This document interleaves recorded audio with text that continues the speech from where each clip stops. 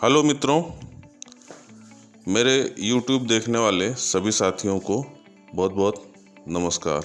जैसा कि आपको पता ही है कि भारत सरकार का एक बहुत महत्वाकांक्षी प्रोग्राम लॉन्च हुआ है 1 अप्रैल 2020 से, जो कि 2024 तक चलेगा, जिसमें देश के हर घर में उनके दरवाजे पर ही नल से जल दिया जाएगा। अब सरकार ने तो योजना लॉन्च कर दी, लेकिन इसके लिए प्रोजेक्ट तैयार करना ज़रूरी है, जिसमें कि एस्टिमेटिंग, कास्टिंग। और तो आज जल जीवन मिशन के तहत ग्रामीण क्षेत्रों में कैसे जल जीवन मिशन की योजना तैयार की जानी है, इसके बारे में एक छोटा सा इंट्रोडक्शन है कि 2 पहलू होते हैं किसी भी योजना के। एक तो एस्टीमेट होता है, डिटेल एस्टीमेट होता है, और एस्टीमेट के साथ में जो है ड्राइंग, डिजाइन और टेक्निकल रिपोर्ट लिखी जाती है। बिना टेक्निकल रिपोर्ट के हर एस्टीमेट अधूरा होता है। तो टेक्निकल रिपोर्ट लिखने समय किन किन चीज़ों का ध्यान रखना चाहिए, मैं इस अंक में आपको बता रहा हूँ। तो जैसा कि आप देख पा रहे हैं, ये जल जीवन मिशन के तहत है, तो टेक्निकल रिपोर्ट एक महत्वपूर्ण अंग है। इसमें सबसे पहले इंट्रोडक्शन मतलब परिचय। जैसा कि मैंने आपको बताया ना कि भारत सरकार ने ये योजना लॉन्च की है, उसका परिचय। दूसरा है एग्जीक्यूटिव समरी, काम को कैसे एग्जीक्यूट करना है या किस तरह से इम्प्लीमेंट करना है। इसके अलावा प्रोजेक्ट एरिया मतलब किस क्षेत्र में आप काम कर रहे हैं, उस ग्राम की लोकेशन, कैसा एरिया है। इसके बाद में अगला पॉइंट है प्रोजेक्ट स्ट्रेटजी। ये भी एक महत्वपूर्ण बिंदु है, इसमें हमको लिखना है। फिर एक्सिस्टिंग वाटर सप्लाई, उस गांव में, जिस गांव में या जिस गली में, मोहल्ले में या जो पाराटोला मजरा है, वहाँ पर पीने के पानी की अभी वर्तमान में क्या सुविधाएं हैं, ये हमको मालूम होना चाहिए। इसके बाद में टारगेट ईयर यानी हम जो योजना को डिजाइन कर रहे हैं वो कब तक के लिए कर रहे हैं, कौन से सन के लिए कर रहे हैं, मतलब 20 वर्ष, 22 वर्ष, 25 वर्ष, 24 वर्ष, जैसा भी। इसके बाद में project area and topographical planning. तो प्रोजेक्ट एरिया की वहाँ की टोपोग्राफी किस तरह की है, किस तरह के पाइपलाइन हमको बिछाना पड़ेगी और वहाँ का स्ट्राटा किस तरह का है, ये सब चीज़ें इसमें शामिल हैं। अगला पॉइंट है कंप्लीशन पीरियड ऑफ प्रोजेक्ट।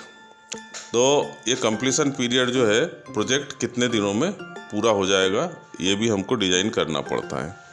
और बेसिक प्लानिंग स्ट्रेटजी, शुरुआत में कैसे हमको प्लानिंग करना है। इसके बाद में अगले में है लोकेशन। इसके बाद location of proposed area, topographical map है ना। इसके साथ में आप गूगल मैप भी डाउनलोड कर सकते हैं वहाँ की जियोग्राफिकल पोजीशन देखने के लिए।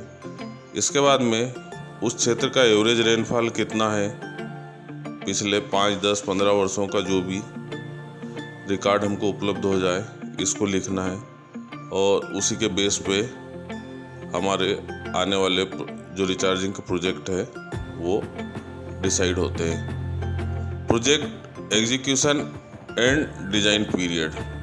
अब डिज़ाइन पीरियड मतलब मोटर पंप हुआ, पाइपलाइन हुई, टंकियां हुई, सम्पेल हुए, इन सब का भी एक निश्चित आयु रहती है, उसको डिज़ाइन पीरियड बोलते हैं। कितने दिन के लिए, कितनी जनसंख्या के लिए कौन सा स्ट्रक्चर सूटेबल रहेगा।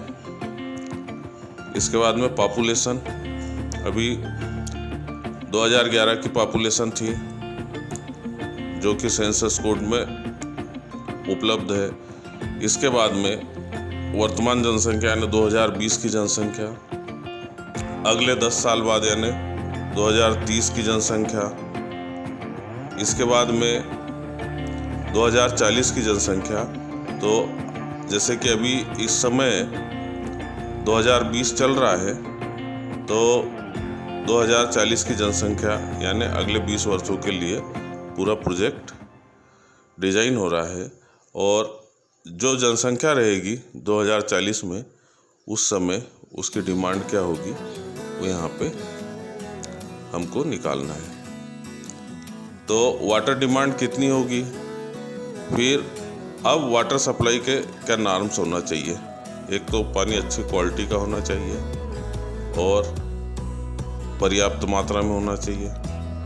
तो वाटर डिमांड का असेसमेंट भी हमको करना है इसमें। इसके बाद में present status of water supply sanitation, अभी वहाँ पे वाटर सप्लाई है।